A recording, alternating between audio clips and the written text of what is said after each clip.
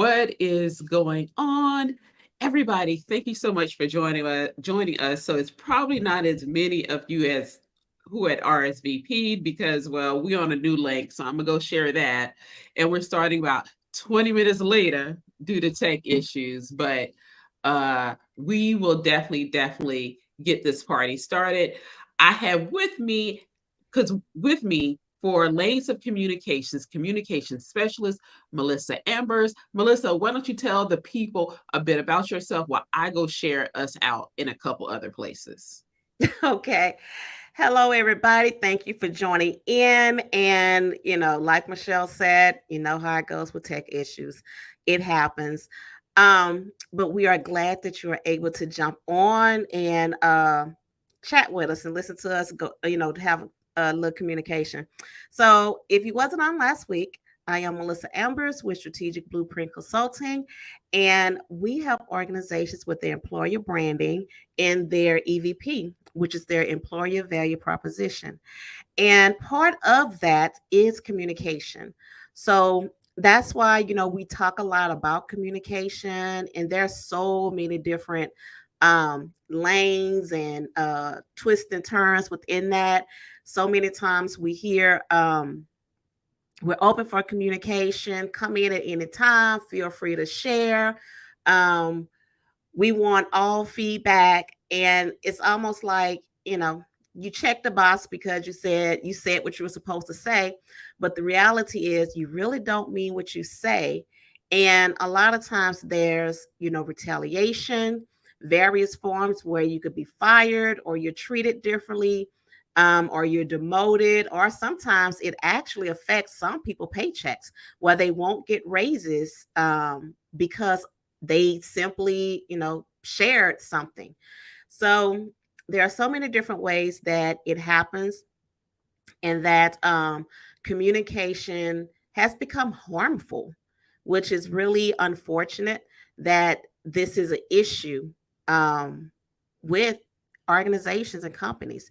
That, as an employee, you have to worry about going in, keeping your mouth shut, not sharing ideas, um, not wanting to say certain things. And we've also been taught document, document, document. So instead of us saying something or going to talk about something to see, can we come up with a resolution? Or maybe it was something that either party could have misunderstood and it's clearing the air. The first thing we do is we get those tablets and those pens and we start jotting down, we start writing down all of these things that happens with the date and time. If it's, sometime it gets that serious where you have to write the date and time. We start documenting all of these things. And then on top of that, um, with our cell phones, we may record on the sly, so that way when someone come in and they say, oh, I didn't say that, or it wasn't me, you have the recording to say, okay, hey, this was your voice, you did say this, or this particular situation did happen. And we don't have the opportunity to um, have those conversations. So that's why we, are hitting on the lanes of communication and putting this information out there so we can talk about it. This is consider this your communication chat room. What do you have to say? What are some of the things that um you're having problems with, or that you try to communicate with a leader or someone in management and it didn't go over so well, or they did not give you the right answer, or you really feel that they are retaliating against you. And like I said, it's different lanes of the retaliation. So whatever form that is, they're retaliating against you. So we want to, hit on some of those things and understand how you as an employee can, approach the situation, but not approach the situation in full armor and ready for battle. Because when we go like that, not only of our body language, but the energy that we give off is that battle energy, and that we're ready to get in battle and we're ready to, duke it out. But disarm yourself, If you have to take a moment, walk away, take a walk around the floor, build and go to the restroom, whatever it is, de-armor yourself and then go in, and that energy is going to come across differently. Then that way, maybe the communication will go differently. So, um, that is a start. I'm not saying that that's the complete solution, but that is a start to try to figure out how we can figure this thing out. Let's talk about it. If it's a misunderstanding, let's fix it. Let's clear the air, whatever it is. So, just making sure that you're going in with the energy of peace and that you're here to truly talk and not battle. So, that is my just on, communication, and we're just going to get into it and talk about a few things. So, strap in. Yes. So thank you for dropping all of that knowledge and really talking about how communication people prepare like documentation. And we're not saying don't document. Right, What right. we're saying is try different lanes of communication with people in your organization to get Mm-hmm. to try open dialogue. The problem I would say with some people is number one, whatever you say, they're going to take it as an attack on them. So how do you navigate those issues? Other times they are attacking you in response. And so you're trying to figure out then what is the best or better approach to communicating certain things with people.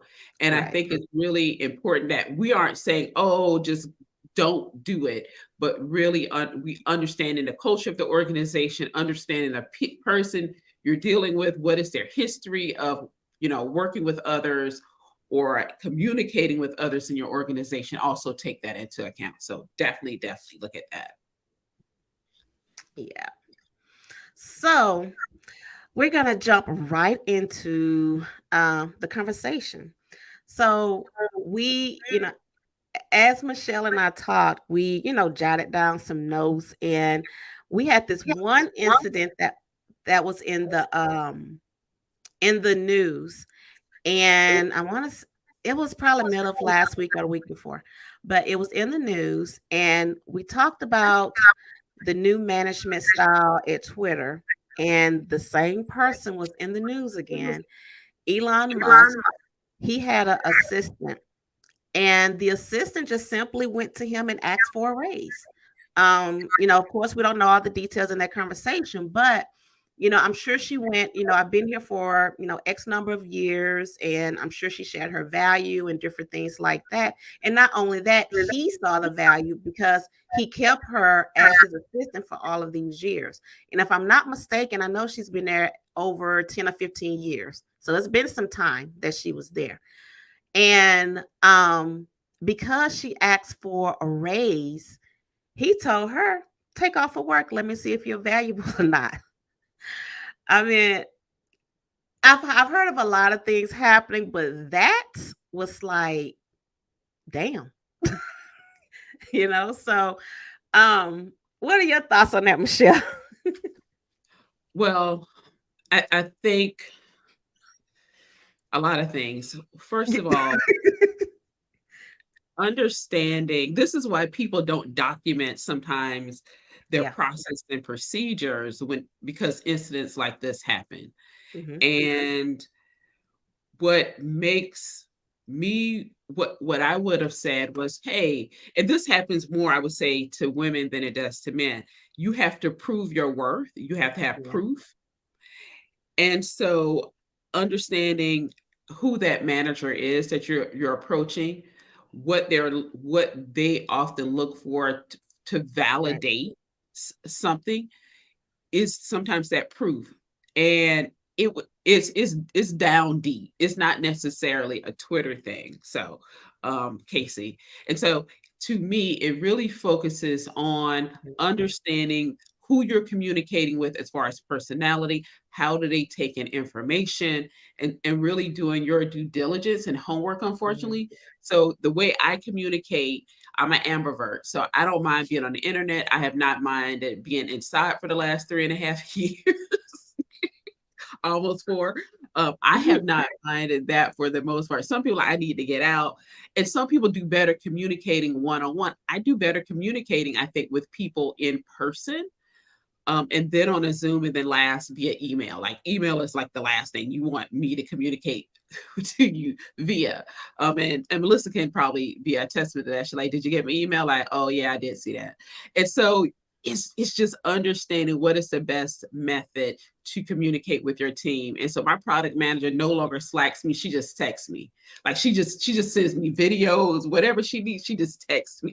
Mhm. If she knows she really wants me to look at it, then she'll do an email. And so really understanding who you're speaking to, even if it isn't they're in leadership, or if it's somebody that is an individual contributor or a Mhm. customer, understanding their communication style is really, really important as well. I think that's a great point that you put out of knowing who you're speaking with. And because of the term that she's been there, she's, seen a lot of things and been around him a lot to have that kind of tenure with him. And knowing how he is, okay, how can I approach this? What's the best way to approach? And then considering with everything that he has going on, when you have a someone in management that does so many different things and have their hands in so many different things, for instance, like he does, is was it the right day? Was he in the middle of some meeting that just blew up and it just wasn't the right day? And I'm not saying it's always going to be a right time, but if you know there's something that's just blown up and it's just a really bad day for him, that's definitely not the time to really approach anybody about raises and things like that, because that's actually a conversation. That's not nothing you just go up to somebody and say, I need a raise. Okay, yeah, sure, here. It's not going to happen that way. So it's really understanding the situation, the time, and knowing how to approach that person.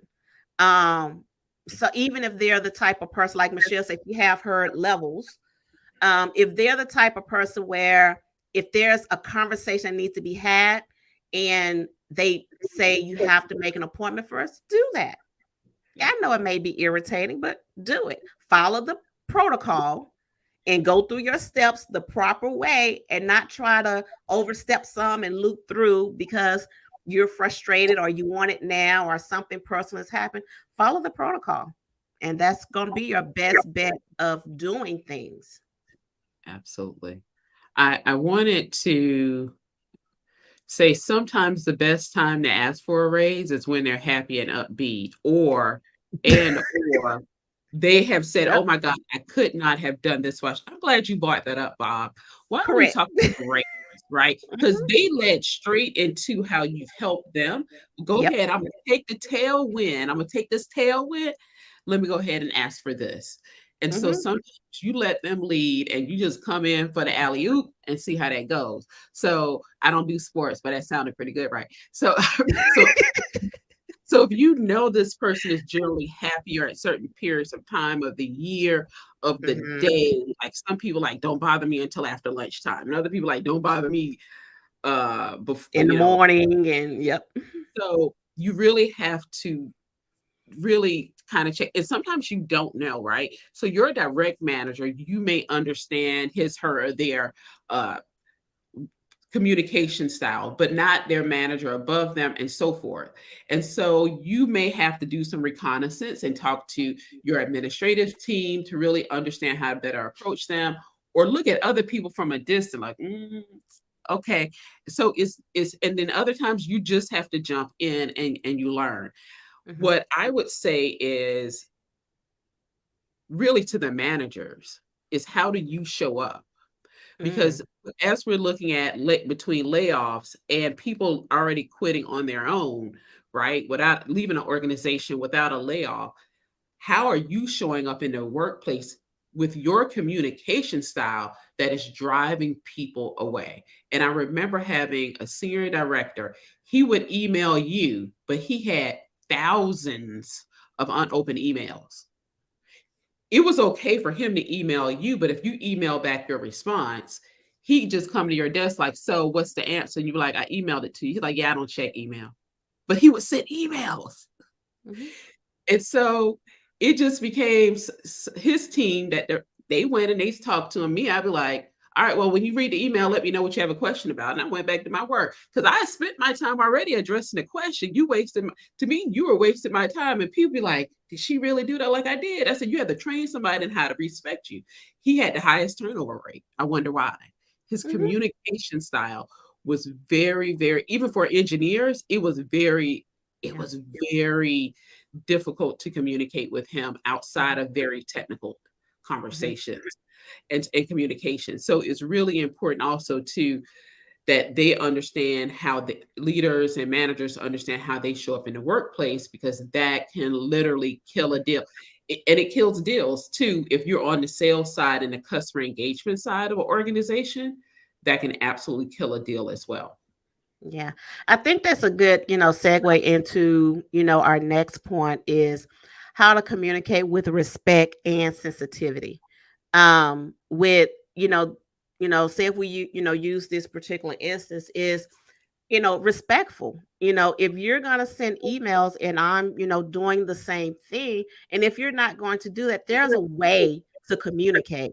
But some leaders, they're so into themselves in the sense that, I'm the leader, you report to me, and you want to have a successful team, but you can't have both. You can't be a dictator and then want to have a team that's truly productive and successful. The two, they're just not going to match. Like you said, it's going to be a very high turnover rate. And I actually saw this on the news this morning, this new thing on TikTok now. It's called rage applying, to where people are on their lunch breaks and all these other places, to where it's some type of AI or something where they just apply to 20 and 50 some jobs, in a short amount of time, and just to see, hey, what's going to pop up. And that's why so many people are leaving companies, because people are tired of being treated, like, just a laggy, you're in here to work, just get in here and do the work done. We got to bring, the human piece back into some of these organizations. And a lot of leaders do not realize that's what is that simple. It doesn't Yeah. cost no money. It doesn't really even cost you no time. It's just really checking yourself and making those changes. You're talking to another human, you're talking to another adult. So if you go in with that, and then you want to get upset when the employee comes back and they're defensive or snapping back at you, now you want to write them up, you want to send them home for the day, suspend them, terminate them, all these other things, but you have a negative energy. So it has to go both ways. You can't be that negative person and then say, okay, I want this huge successful team and, to produce. It's just not going to happen. I don't understand. They don't see why. It is very interesting how companies who have a really big brand, who are well Mhm. known, they don't often have to seek talent. They do because they have a certain characteristics. They're looking for talent. Often feel as though they do not have to change. They do not have to Yep. modify anything. Yeah. Everything revolves around them. And what happens is something generally happens in their industry, in that organization, Hmm. that drastically impacts their ability to not only retain their talent, but attract and recruit new talent. And they're shook. They're like, but we're the cool kid on the block.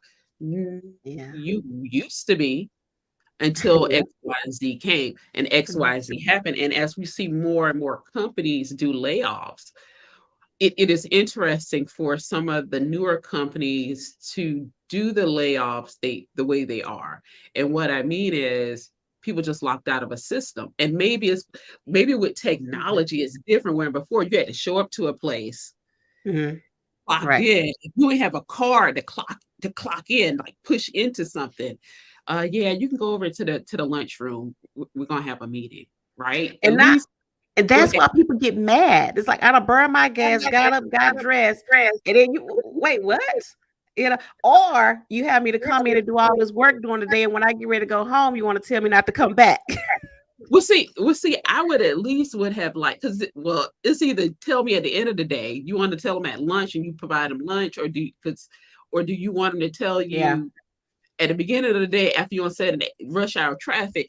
it's never a good time to do layoffs. I'm just It's saying. not. And It's not. it Yeah. there but I will say there is a way to communicate layoffs.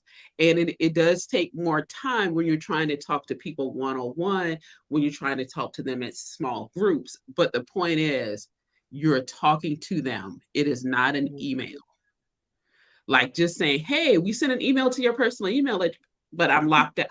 So it can it can be drastic. And also assuming too, if you have a company devices outside of a laptop, where sometimes you just picked up your mobile, and from your mobile you literally just check your work email. So now you got to go to your personal laptop or your personal device and check email to see what's going on, or hopefully your boss has your personal cell phone number, things like that, to reach out to you. I just think when we think about communications overall at the leadership level, how is that filtering down, and how does that look? Because now everybody's sharing the Mhm. lack of communication or humanity in how we communicate. The other part, I would say, people not trusting you, right? People like, hey, I asked 2 weeks ago how the company was doing. I looked at some of the financials. We weren't doing too well in a couple places and was told, oh, don't worry about it, which obviously was not true.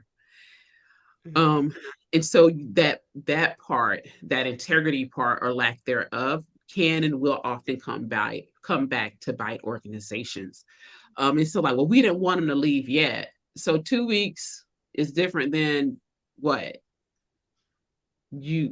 some people like, yeah, well, they would have taken customers or they would have taken proprietary information. Generally, they've already been siphoning that stuff over time. It Yeah. wasn't about to happen just because you gave final notice. They had already had this plan and had already hatched it and it was Mhm. underway. It For most people, it was not new. Uh, Right. um, Especially in a major layoff. It was something like maybe you were letting them go as part of retaliation, then yeah, they may have set something up. But for most employees, it is definitely they haven't set anything up to backdoor the company.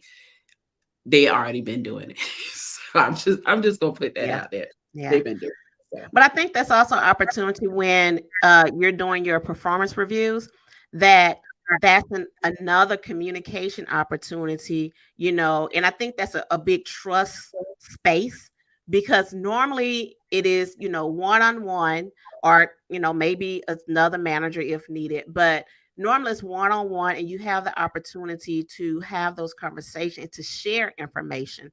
So I think Mhm. that's also where the trust come in, and taking the time to share information about your needs and what those needs are, and be specific on those needs. But okay, I'm gonna put a little disclaimer in there. Don't go in there with no foolishness on no needs, because sometimes it's like sometimes people don't think about certain things. And I'll even share an example with you. As a manager, with a couple of, like, the warehouse guys. One of the guys decided he wanted to come talk to me. Cool, no problem. Come on in, whatever. We talking. And he came in and said, well, I think I deserve a raise. Okay. Why do you think you deserve a raise? Because I came to work. I said, so So is that all you got? Because you showed up to work, we hired you. And not only that, that was an opportunity where, every month if they perform, they got cash bonuses. So, they had cash bonuses that they were getting. And he also said, well, I don't think this is enough. I think I also need to raise my monthly bonus too. Okay. What are you bringing to the table? Even though you barely been here a year, barely a year, what are you bringing to the table? Well, I come to work every day. So again, don't go in with no foolishness. Make sure that you're going in with something that makes sense, showing your value. How have you made yourself an asset to that organization? Show your numbers. If you're a person that's responsible for, like, data or growth or anything, go in with the data, get your numbers together. Show, when I was here, we were here. Now between this time period, we was able to grow, you know, 10% or 20%, whatever it is, and show that value. And when you're able to show that value of why the company, you are an asset to that company, you never know what may happen, because a lot of times managers, they just see you doing the work, they just see you pushing it out, and they don't really realize that, oh wait, Mhm. you did do that. Oh yeah, this did happen. I didn't really realize. So don't always go in thinking that you're being overlooked. um they just get in that habit. We all get in that habit of just seeing you show up, seeing you doing different things, and not really realizing and breaking down that, yeah, this did make a difference. So that's why I say de-armor yourself and go in with a different energy and just have those conversations. Woo, that I love that. Um, I think our preparation for that manager person in leadership role, and really understanding them, but also ourselves and how we may show up. Mm, yeah.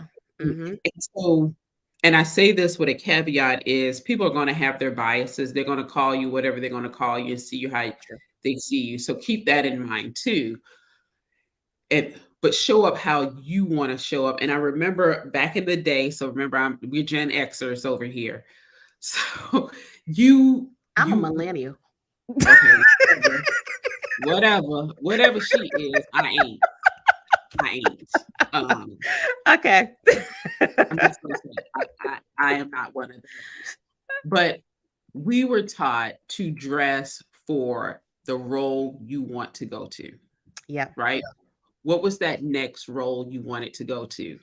And to show up in that role was really important for you to advance your career. And so I say that in that, hey, I'm a manufacturing engineer. So I dress like this because I'm on the production floor. That's absolutely positively okay. What you may do differently, though, is maybe you wear more collared shirts. Maybe you keep a suit jacket hanging up at your cube on a hanger on the back of Hmm. your office desk. Maybe if you're working from home, certain parts of the day or certain parts of the week, you have a certain green screen or backdrop. Hopefully, you can change yours, unlike me. And so that gives you the ability to show up a bit different than your other colleagues. It's showing the direction in which you want to go, Yeah. and test those out because it communicates not verbally, right? We're not talking about Hmm. verbal communications, but it communicates differently how you want to be seen in the workplace and heard in the workplace as well. Hmm. So just take that into account as well. I want to go back to when having meetings with your manager, especially around your career. And I don't know if we got into that yet, but being very intentional with those pre-scheduled meetings that you have, and maybe even setting a 3 to 5 bullet agenda Hmm. to better prepare and have clearer communication with your manager. That can sometimes show that, number one, how you show up prepared, Hmm. and that's truly important and valuable to do. Like, I respect your time, I respect your thoughts and opinions. Here's an agenda, let's meet this place and time. So take that into account too. Some people, like, even if you send the agenda, they don't check the email. So you may Yeah. have to verbalize it, text it, Hmm. or whatever, or some other way to communicate. It might be a printed out hard copy uh, that's left in the chair, or a Teams or Slack message with the meeting agenda. But Hmm. just keep in mind too that you want to put forth your effort, because you can only do what you can do from your place and purpose. And then that manager is going to have to harness and do however they need to, but they need to hopefully show up for their people, because this all goes back to you being having a space, a safe space to communicate, but it may not truly be a safe space for you as it is from other people in your organization. Yep, you are so right. And it's interesting that you mentioned that about the dress. I just did a podcast a couple of days ago with this guy, and he actually, the statement he uses is very respectful to overdress. And I was like, I like the way he put that. But that is so true of not, falling in and dress for the occasion. You know. I come out of construction, and I worked for one of our competitors, which is a large, very large international global engineering construction procure company, like my former employer was. Their field people, so the people on the construction site did not wear jeans. Mhm. They were conditioned and taught to wear khakis, not jeans. And it was really interesting just having conversations with my then coworkers who had worked for that company. Like, they're like, "Oh, y'all wear jeans?" And they were just so startled. Like, the Mhm. VPs over there wearing jeans. They were like, we was like, "Yeah, what's wrong?" "Oh, we could never do that. We could only Yeah. wear khakis." And it couldn't be like carpenter khakis. It like had to be office khakis. Mhm. Even though they had on steel toed boots, hard hat, high visibility vest on, safety glasses, ear Mhm. protection, they were still told that their company uniform was khakis, and it was just to set them apart from other Mhm. organizations and the craft on the job site. So sometimes your communication is absolutely in what you wear. Yep, it does. And not only that, I think it is part of the energy in a conversation.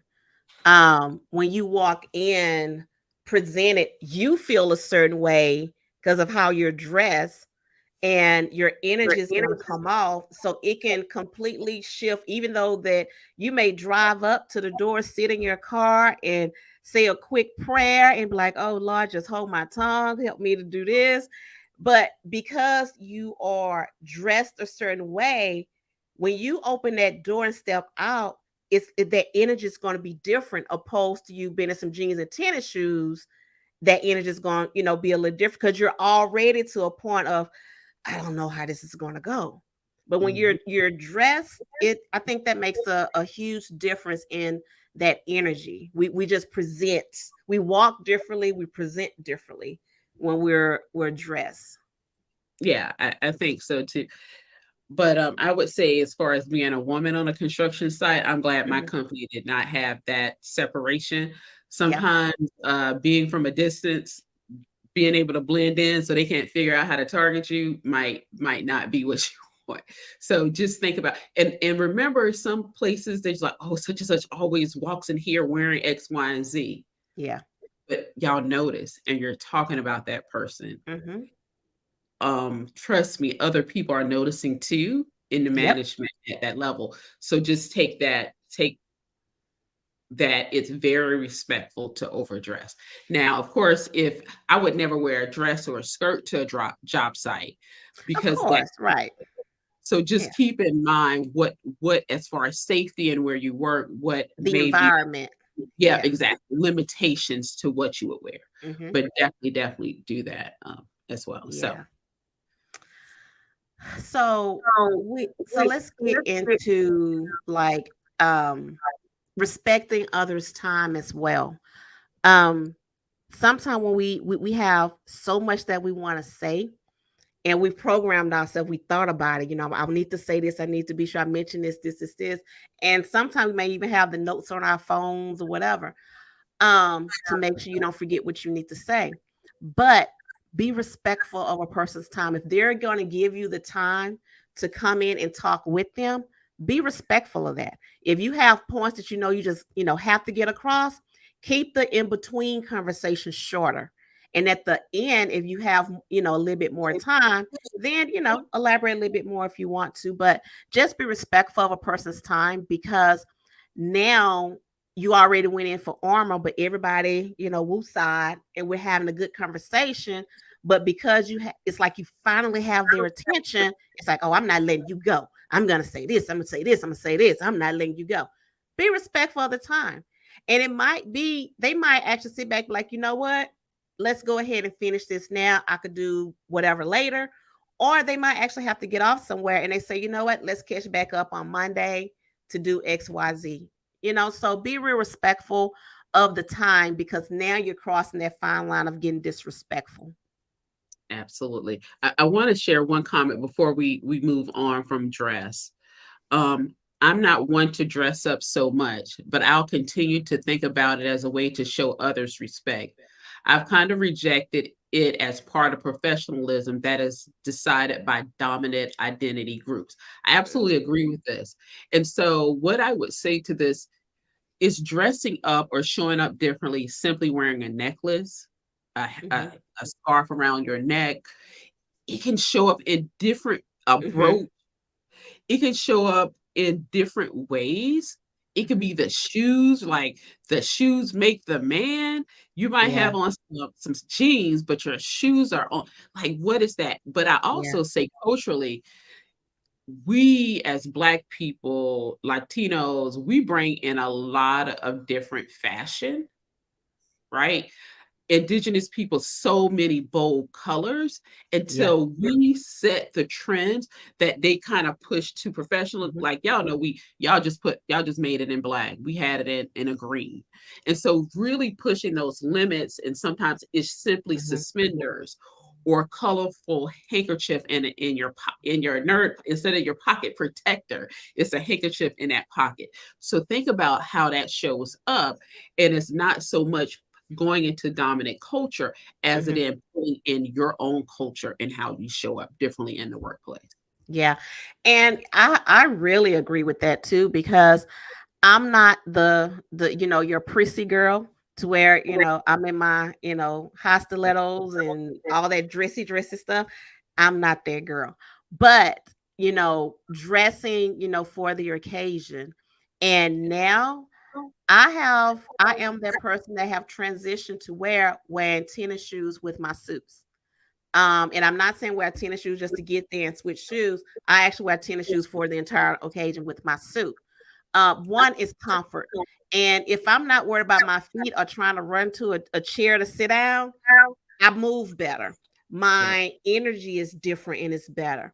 And then now, especially with ladies, we have so many options now with the, throw on a blazer with some jeans and a pair of wedges or loafers or whatever, and you're still able to, kind of fall in certain places. But again, knowing the environment that you're going in, that's going to make a huge difference as well. So, there are some environments that I have gone in to where, everybody, ladies, stiletto and all this good stuff. But I was dressed for the occasion, but my feet were still happy. So it's really, determining what you want to do and how you want to do that. So and I that's just a different energy that I have now. Because before it was like depending on the shoe, it was like, okay, let me go and prance in here, see who I talk to, walk around a little bit. But you know what? Hey, let's go sit down over here and chit chat for a while, to release some of that pressure. Um, and this is with all of us now after COVID, so many of us have like heels, we out. But Yeah. for me, that's kind of how I've transitioned a little bit. And I have multiple blazers, I have solid colors, and I have patterns and things. So some networks I wear my pattern type blazers. But if I'm going to more a professional type of event to where is them, straight B2B and some of that, I wear a solid color. So just really feeling out the place and at the same time being comfortable, having fun. And sometimes with those printed blazers, again, understanding my environment, it helps me to stand out because one, people are watching me, and then it helps me to go back when I'm saying, hey, I met you such and such. I can say, hey, I'm the one had on that, yellow blazer with the black writing all over it. Oh yeah, I do remember you. So it just really depends on where you're going and the environment. I love it. Okay. So I want to get back to where we were previously before I jumped us in showing up for meetings with your manager, and specifically just talking about career advancement and your performance and how to get a promotion, maybe not even promotion, it could be a lateral move, right? What does that conversation look like? And going in there prepared with 3 to 5 questions. So I like how you broke down showing up and showing the person respect for their time and cutting down some of the chit chat. If you don't have a rapport with the person, do research on them to understand maybe where they went to college, they served in the military, their family structure, something that you can bring up to build a personal rapport with within the Mhm. first few seconds to a minute, right? And then move into it. So you don't have to spend 20 minutes talking about, oh, you grew up in such and such. So did I. Where'd you go to high school? And you don't have to get their whole history. You just want to make that quick link to them on a human to human point, and Yes. then move on to that topic. Go ahead, Melissa. No, no, I was agreeing with you. That is important. Is that connection, and that's with anybody. And so many of us just go in for what I want instead of trying to make some type of connection. And I'm not saying you should disregard yourself, but try to make some type of human connection first, before you go in for the kill. Yeah. I know we get pushed back on this, and humans connect to humans. And when we look at just the career path of white men to men of color to white women and women of color, we Yeah. see a huge drastic decrease in women of color making it to the C suite compared to white men.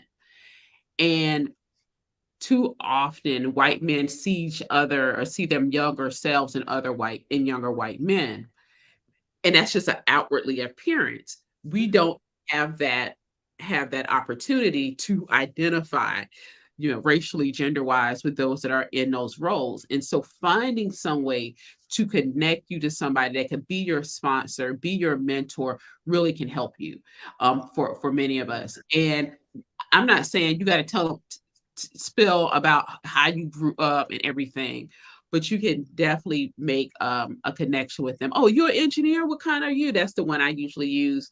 Or I used to do. Oh, I'm not a sports person. Like, oh, where'd you go? Auburn. Like, oh, I'm a Clemson Tiger, not an Auburn Tiger. Y'all need to get your life together. And so it was just a very easy way for me to tie to people, and they will remember. Like, men will remember the college sports, or that I was an engineer too. And so it's really an easier way to get access to them. Yep, you're absolutely right. It's building a relationship. It's as simple as that. Just try to build, what connection do you have, and how can you build on that. Yep. So, um, I know we're wrapping up in time. So, anything else you wanted to talk about, Melissa? Let's talk about a few. We talked about the importance of career development. Let's go into career development in the last 10-15 minutes, and then we can give y'all a few tips on in that aspect of communications in your career development. Yeah. With career development, a lot of times, we go in, saying, okay, well, if I go do this, I'm going to get a raise, or I have to get a raise. If you go into it with the wrong um mission, or the vision of it, it's not going to work, and it's going to go against you every time. It never fails. Go into it, one, to build your career, because whatever you're going to go learn, I don't care where you go, you can always take that with you. Nobody can take that from you. Even if it's a certificate the company paid for or whatever, that certificate has your name on it. And so that's yours. It goes with you. So when we're looking at career advancement, there are some myths, and we put together a handout that you can scan and download, so you can have it as well. One of the career advancements, some people look at that is automatically a management role. Not necessarily. Look at it as a benefit that you could do your role, better, that you have more value to add. So when you go in for that raise, you can share those things. And when it's time to, move to another position, where it's in another department, or just, one or two steps up, you're able to do that. But don't, always think, just because I do this, I'm going to be a manager. Absolutely. Um, that you're going to have a bigger team or a bigger budget. So if you are in management, or if you work on a team with projects, and these are one of the things that you work with, that doesn't always mean that you will get a bigger budget or a bigger team. Again, this is something that could benefit you, and that can increase your value. So when you go into these organizations, for the ones that allow it, because I know there are some organizations that, you know, don't even consider any type of career development. If you want to do anything, you go off on your own time and do it. They don't, want to help or contribute or anything like that. So whether you're doing on your own time or through the company, just know, there are some limitations, and that's not one of the things that, you will necessarily have. Management will help you get to the next step. That can be a yes or a no. It depends on the company. It depends on your relationship with that management and the type of organization you with. But again, don't always go in with the expectation of a move or increase in pay.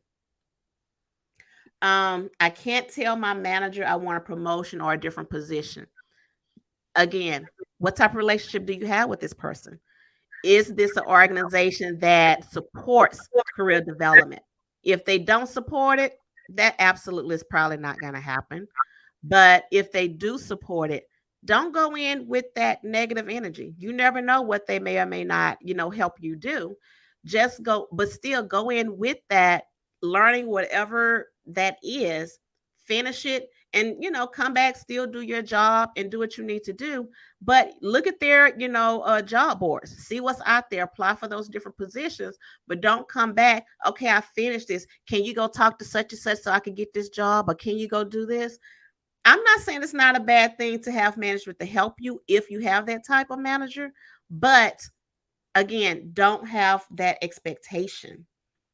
Um, and then if you want to advance to a different position, it goes back to the company.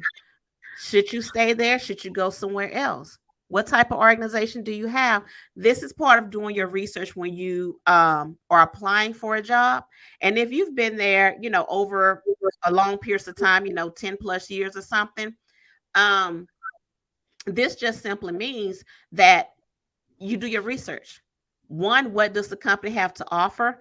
Does it fit with your lifestyle? If you have kids, a family, if you like to take vacations, if you're building your family, knowing, okay, well, I want to have 2 kids. How is that going to work around your lifestyle? What benefits do they have? How they support? So this is where you got to go do your research and understand what the company has to offer, and if it fits. If it fits, great. If not, apply somewhere else. But we put together this small PDF just to share some myths about career, development advancement, because some people think that that's almost automatic, and it's not. It's really not. So just be sure that you know that and you understand that could or could not happen. Absolutely. And you can utilize this QR code to download the PDF. So I'll give y'all a few minutes to focus on that. We did have a question come in that I'd like us to read and maybe wrap up Okay. on as we move forward. The question is how to deal with a CEO that says the workplace is not a place for self actualization, it's a place to carry out the mission. And I'm so confused if the CEO, and I'll read that again, how to deal with a CEO that says the workplace is not a place for self actualization, it's a place to carry out the mission. If you're number one, a mission driven organization, people often take a job there because they align with that mission. And if they're not able to grow through the work in which they are doing there, why why would they align then with the mission? I think it's a huge miss. And maybe number one, does the CEO know what the word or the phrase self actualization means? That's my first, like, do they even know what that means? Number one. Number two, why would people work there then other than a paycheck? Then you can get anybody, Mhm. right? But when you're talking about mission driven, people focus organizations that you're serving as well as your employees, especially your employees, because that's who's really helping you hit these marks. It's really important that you align with them. And I think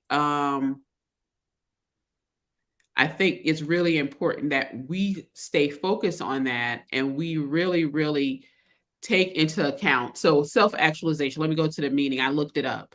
The realization of fulfillment of one's talent and potentialities, especially considered as a drive or need present in everyone. If you aren't looking to the fulfillment of one's talents and potentialities, like why bring in humans? Why not just look for robots, right, to do the job? So I would just, number one, ask them to define it. Number two, if you're a mission driven organization, who are you trying to attract as employees to that Yeah. organization? And number That, three, how are go you ahead. planning on retaining employees long term, meaning more than a year, Hmm. if you're not able to, they don't see, they're not able to Right. get self actualization. I'm just so confused. And no, who hired you as a CEO? Did you start this? I have so many questions. This is one of them where you go with not a regular tab, but the big tablet. The big yellow legal tab where you flip it over. Wait a minute, I'm not done. I got some more. I mean, it's that's almost one of them when people want to use certain words, they be like spell it. What does that mean? Use it in a sentence. you know, it's like, spell it. Tell me how is that spelled. But it's like the sentence don't even make sense. It's like, what were you think? What was the thought process to say what you said?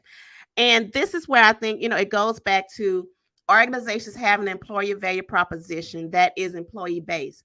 Because so many companies, they have these mission statements and these websites. Some invest thousands and thousands of dollars in these websites.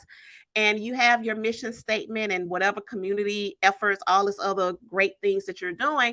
But that does not apply internally.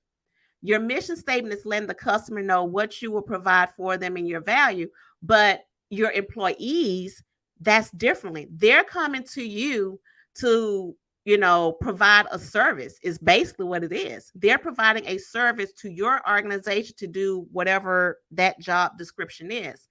And when you start talking to an employee about them doing the mission and all of that, read that mission. One, are you following it? And two, is it directed more so to consumer or to the employee? So it's really understanding that, and not, being a leader that's just in the position. And this is where, so many leaders have to be trained. But what organizations are doing, okay, let's go to leadership training, let's check the box. But you're putting all of these leaders into one general training. And you cannot put all of these leaders in one general training, because there are specific needs, not only department based, but for individuals. Again, these are humans. People have to be trained. Has there been an assessment? What's the results from that assessment? Who have what need? Where do you see these leaders lacking? Do you know any of these answers before you say, let's go to leadership training? What are they training on? Do you have the right trainer? Are they giving you the right message? Are they giving you the right handouts?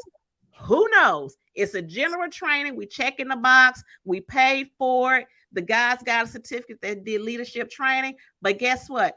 Everybody's coming back with the same shenanigans. Yep.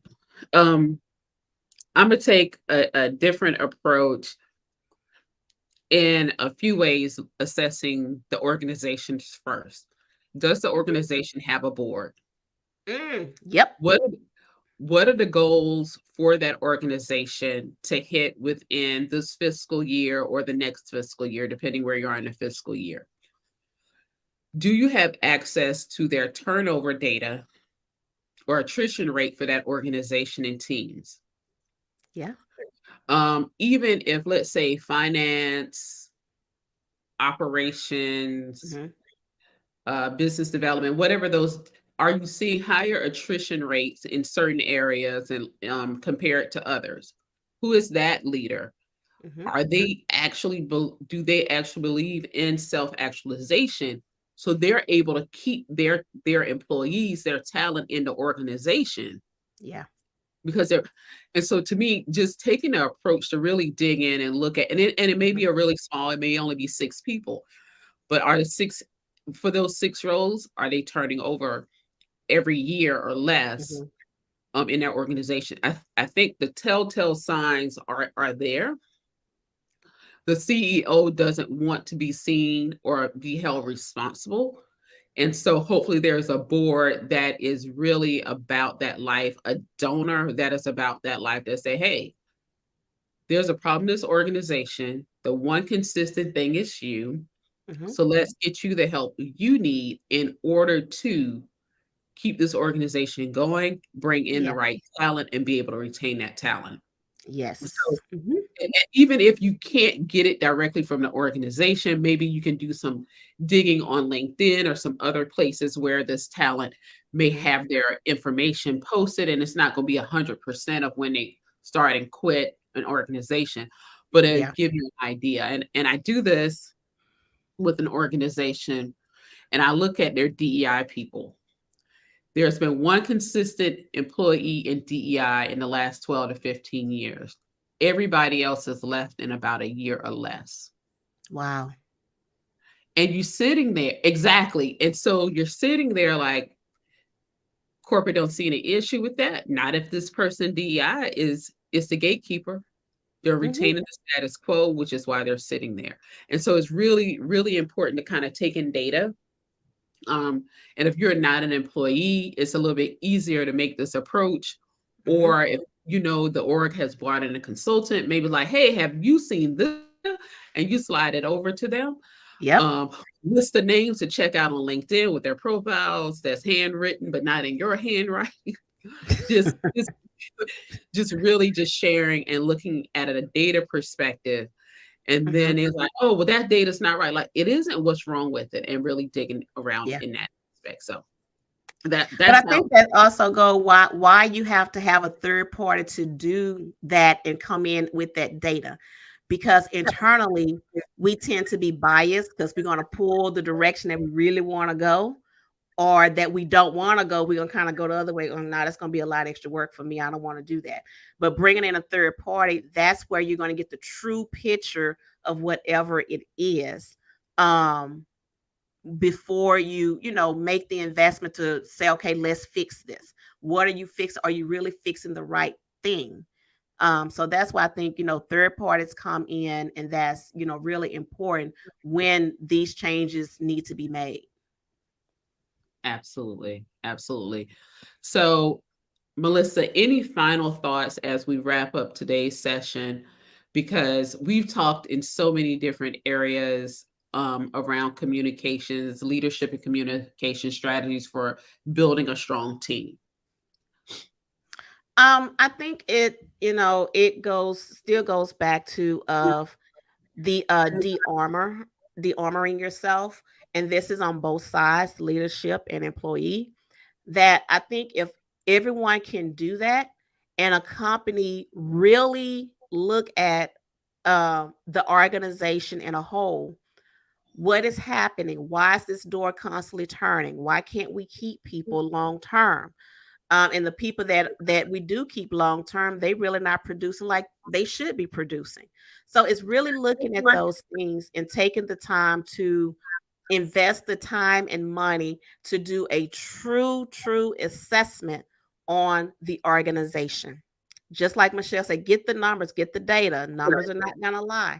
And once that is done, and having a way to where employees have an opportunity to be open and honest with this third party, that's going to also bring you the information, let you know how your leaders are truly doing. Mhm. And not only that, when they talk to someone that's not in the company, they're more likely to be more open than they are with somebody that's in the company. So I say all that just to say, be open to the process, um, and the time that it's going to take is not anything that's going to happen overnight. And it's a process that all of us will have to go through. So whatever those phases are, or how many phases it may be, take the time to really go through it, to stop having a rotating door, and to reduce the number of times that you have to lay off within 5 years. The company shouldn't be laying off constantly within this time frame, because part of those things, yes, they're looking at profit, but are you really doing a deep dive all the way down to see what's causing that? It could be all of your hiring practices that's affecting that bottom line. So just take the time to really do a deep dive and understand what is really going on from the very top to the very bottom. I love it. I love it. So, everybody, that is lanes of communication for the month of January. I cannot believe we're at the end of January. We will Yes, be back. ma'am. We will be back in February at a new time, same day. We'll still be on Tuesdays, but it'll be 7 p.m. Eastern Standard Time, which is 4 p.m. Pacific. And you do the math if you're anywhere between there or out, if you're across the pond somewhere.